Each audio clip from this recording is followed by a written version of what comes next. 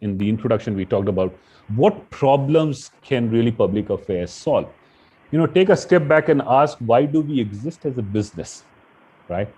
What is the purpose of business? The purpose of business is to probably solve some problems for someone, number one, or probably satiate the needs or create a need and satiate it. That's what we saw with the internet companies and all of those.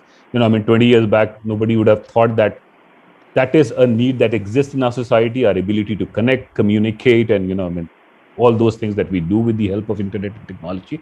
So when you ask that question, you get an answer very clearly that we exist in an ecosystem. All businesses, all human beings, all society exists in an ecosystem. And that ecosystem is something which nobody really can influence, understand, or bring together in harmony that a public affairs can do. And that's the beauty of public affairs.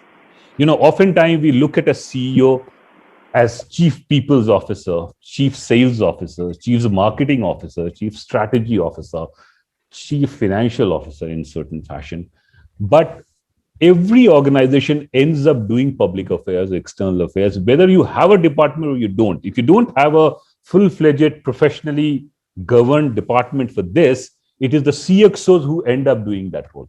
And we saw that, especially in the midst of COVID-19, we saw it really playing out very well. There is no industry body meetings where we don't have half a dozen CEOs coming and talking about the problem they are facing. These are real-time business problems, and they need to be addressed with the real-time businesses, right? So that's another important piece which kind of is very, very critical.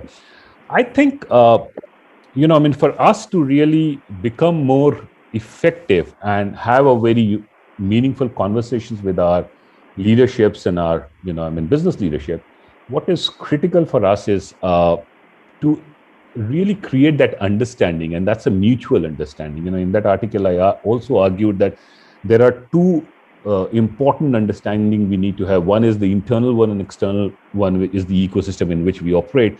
Oftentimes, somebody would go and accuse us of being a lobbyist or doing things that, you're going and making the government or some of these policy makers make policies which are actually beneficial to you. It doesn't work that way. All we do is bring all those facts and figures and evidences and data and argument on a table. And the way a policymaker makes a policy is an informed one rather than an influenced one. And that's a very important understanding we must have.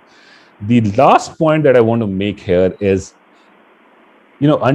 having empathy for each other, which is for us as business to understand how policies are made, how countries are governed, how is the politics that really rules in a democratic societies and stuff like that. Unless you understand that part, you'll not be able to appreciate why the government is doing what they're doing or why a policymaker is behaving in a certain fashion. If you don't understand the passion and the idealistic mind frame of an activist, you will not be able to understand why they are really, probably fighting for an utopian world. And that's a good world to fight for, because all of us really, want to get there. And third, of course, is making them understand your imperatives. Because oftentimes we are accused of just profiteering and, playing by the interest of the shareholders. It doesn't work that way. Organizations don't survive for centuries by doing that. If they have seen the ups and downs, the pandemics, the Spanish flu, the Great Depression, the world wars, and all of that, and still survive, there's something more fundamental in organizations, especially, those companies which are commonly known as built to last. They have seen all of this and they've stayed very true to their values. So, having all those conversations is critical. So I'll stop. Sorry for a long answer. No, not at all. And I think the most significant thing you've said is inform and not influence. I think that's a major distinction between to define what is the role of public affairs. So, flowing from Ishtiyaq, from what you've just said, do you think that there is room for a public affairs code of conduct? Is that something which you think that should happen for companies or even as an industry body? I'm sure as an industry body it's there, but should companies have their own approach and code of conduct? Well, the code of conduct of public affairs is the code of conduct of your company. We don't teach our children that, listen, when you go out, this is what your code of conduct will be. They see how you behave, right? How we react. So I think it's very integral to the overall values and ethics and the value system of an organization. Especially post COVID, and we don't know when the post COVID will be, because we let our guards down sometime early this year, and then we paid the price for that as a society, as a country. We don't know what is ahead of us, and particularly as we get back to what we call the new normal, there will be competitive scenarios where we would like very fast to get back to what our normal was. In terms of our profit, in terms of our value creation, profit making, bringing the businesses back and doing all of those things. And that's exactly where I think we need somebody. In that argument, I talked about the Lear's fool, right? Because somebody needs to just stand up and say, listen, we live in this world where it is just not about us. Oftentimes we think that the nucleus of the world is us, and companies are essentially extensions of us. So I think having that value system very well embedded in a company, which most of the good companies and big companies are. I mean, I'm not talking about fly-by-night operators. All of us who are representative here on this call, we live by certain ethos, and those ethos are reflection of how we conduct our external affairs or public affairs. Steph, my next question is that given the complexity that COVID has thrown up, what according to you is the approach to mapping all the different stakeholders which are required for public affairs, because they may not be as obvious as they were even say 2 years back. So how do you keep track of all the stakeholders, and how do you keep on top of that? So Parul, I would probably, and this is an exercise I have been doing with all my team members, where I was in Coca-Cola prior to that, and I've started very recently in Godrej. There has to be a broader and a deeper view. Now, the broader view is to really look at the entire horizon. Who are the people that really matter? And oftentimes you will realize that there are people who are not the top of your mind, can also have an influence on the way you're thinking or the way your businesses are conducted. And there are multitude of examples on that. The other one is to then really zero down to stakeholders who matter and who are really important for that. So that's a broader view to look at it, and then narrowing it down, and then go deep in your relationships with them. Find out what I call the common purpose. Oftentimes what happens is that when we don't find a common purpose, we continue to be at a cross purpose with each other. So look at vaccination is a great example. We started off very well. We are called the pharma capital of the world and pharma reservoir of the world. I wish we had more faith in the private sector in the beginning, because if you really look at, say, the numbers that we accomplished in April versus May versus now how it is moving in June, a good role has been played by the private sector. First, many of us in our organizations have decided to go and vaccinate our own people and our extended workforce and the ecosystem that I was talking about. That itself, when every family becomes disciplined, the country becomes disciplined, society becomes disciplined. So sometimes, some of those things are very, very critical. And I think that's the way to probably take it forward from there. That's actually really interesting what you said about having more faith in the private sector. Is that something which is in our historical DNA, and how do you think one can sort of create more faith in the private sector? It's I think faith comes from credibility, right? And credibility is something that you have to work on as much as the world has to work on your credibility. You establish your credibility by your actions. That's number one. I have no shame in saying that oftentimes when it comes to a long-term public discourse and a long-term view of businesses, many of us actually lack that. It's the way our businesses are designed, from our quarterly reporting to, you're as good as your last quarter. People tend to forget what you have, the value that you've created over time and stuff like that. And that's where I think it's a combination of the two.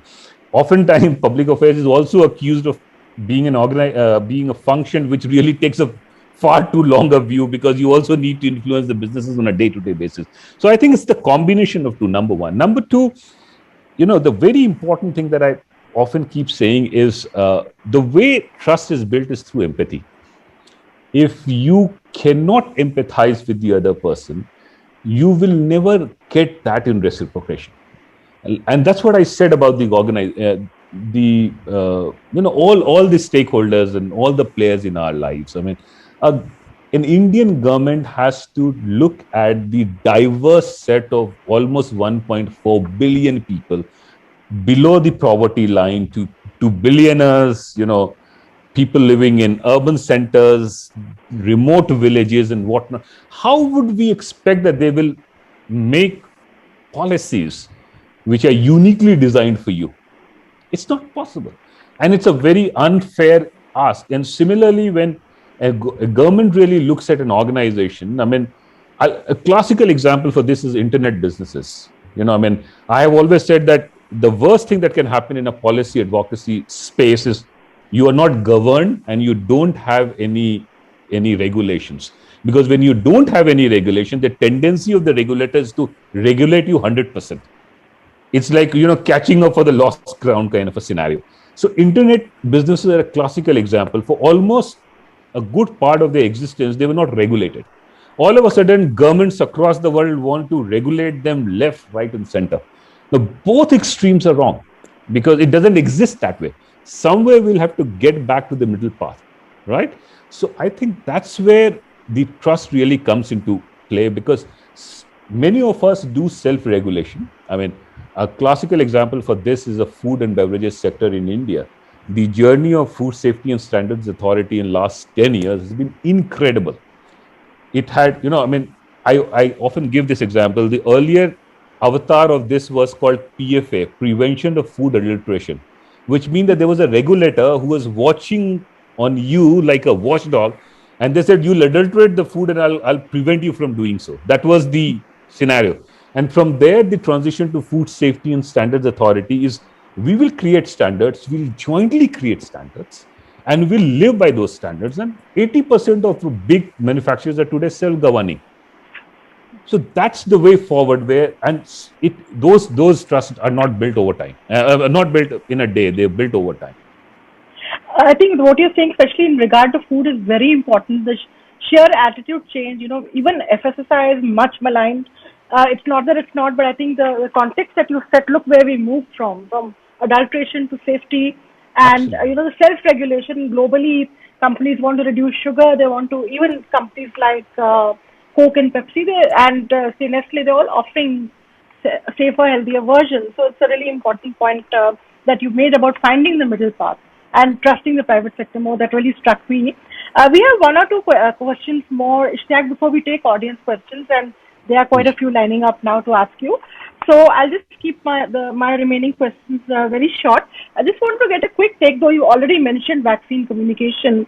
I just want to get your quick take on how do you think vaccine communication as a public affairs trend is going to influence companies, and if you could also share your take on ESG compliance in public affairs. That ESG is almost like a board reporting function. A lot of companies like Mahindra are voluntarily sharing this information in their in their annual reports, etc. So I'd like your opinion on these two areas. So the first one, vaccine is, Parul, honestly, vaccine is one part of the solution to this larger issue called pandemic of COVID-19, right? There are more basic preventions from that, like wearing a mask, keeping a physical distance from each other, right? Hand wash and stuff like, and of course the vaccination, right?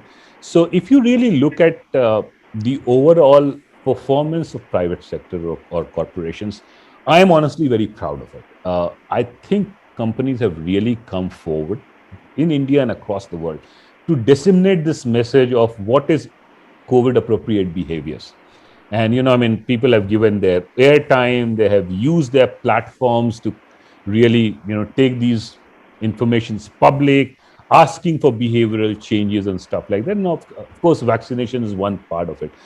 There are a lot of, I think in the beginning, there were a lot of doubts about vaccines and, anything that is new. Obviously, there will always be multiple points of view on that. And we are still grappling with COVID-19. Every day we come out with some new findings, new learnings, new strains, and all of that. So obviously that's an open space in certain fashion. But I think it's very critical for us is to really stand up with our own behavior. The way we have all started vaccinating our own workforce, our extended workforce, and our entire value chain, that really, from upstream to downstream, is a good way of really going about it. And this has to continue, because you see, any major change in the world will result into some lasting changes that will not go away. We don't know what will that be, whether it will be demolition of all the notions that we have to be in the same building, same room, same office to work together. That notion in many ways have been demolished in last about 18 months or so, where many of us have continued to work from home. And this big event we are doing virtually, we would have done in chai par charcha, you cannot do sitting at home, but nonetheless we're doing that. So that's one. Coming back to the ESG, you see, I think COVID-19 has certainly thrown open a very serious sort of understanding about the ESG, because it's actually the combination of the three. We oftentimes I talk about SDGs, for example. If you look at the 17 SDGs, the first 5, 6, which are about the people's goal, then you come to the planet, then you come to prosperity, peace, and all of that, partnership and whatnot. If you start taking each one of them individually, you will realize that the people's goal could be at conflict with the planet goal. The planet goal can be at conflict with people's goal. I think the genius of living a good, healthy, sustainable, and long-term life is to really find that balance and that sweet spot, right? If we don't do that, then they'll always be in disequilibrium. Right? So ESG is essentially about that. I talked about the board functions, governance being the first most important function of a board. None of us really exist in vacuum. So therefore, our commitment towards social and environmental issues remain absolutely core to who we are. And what COVID has actually explained to us is that the interconnectivity of this world, the interdependence of this world. I remember somebody, I don't know where did I read this, but this was a beautiful quote where they said there is no climate sovereignty. There's only climate collaboration. Because I can't say that, this is India's climate and I will protect it, and Sri Lanka's climate will not be impacted. We all live in the same planet. So there is no sovereignty, unfortunately, there. It's only about collaboration. So I think, that's a very, very critical piece. And that is where corporate affairs and public affairs really play an important role. Because as I argued in that article, we are just not the voice of our organizations to the external world. We are also outside in voices within our own organization. We got to stand up to our board and say, listen, what you're doing. I'll give you a live example. If your products are coming, say, in plastic packaging, right, and you have 15%, 20% growth planned year on year for next 10 years, somebody needs to turn around in that boardroom and say, this much extra plastic will be put in the environment. What are we doing about it? Are we redesigning our packaging? Are we finding a new way of really, collecting those packages? What are the recycling plans we have? What is the EPR commitment we are making and stuff like that? So I think it's really looking at it from a 360-degree way is what public affairs and corporate affairs is all about.